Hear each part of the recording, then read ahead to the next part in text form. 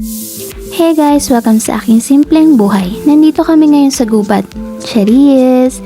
Nandito kami sa lupa na napabayaan na namin. Hindi na siya nalinisan, so medyo gubat na talaga yung vibes niya dito. So nandito kami para magbenta ng bunga ng nyog. Pambayad namin ng kuryente tsaka tubig. Taghirap kasi ngayon guys, so kailangan namin ng ibang income. Charis!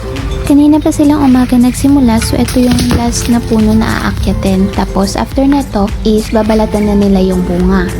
Na-miss na sana ako kay kuya, ang bilis niyang bumaba. Yun pala, may bahay ng bubuyog kaya bumaba daw siya agad. So ito na lahat yung mga naakyat nila guys.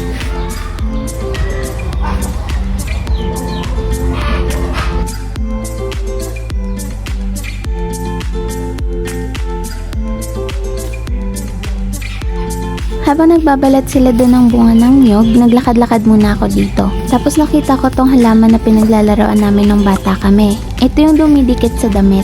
Nung bata kami, syempre wala pang cellphone, so ito yung mga pinaglalaroan namin. Bibili kami neto ng tig-5 piso na juice, yung nasa ice candy wrapper, tapos lalagyan lang ng straw. Tapos yung straw ng juice, yung hihipa namin at itong bunga ng halaman yung pala. Kaya minsan nakakauwi ako na maraming ganito sa likod ng damit ko.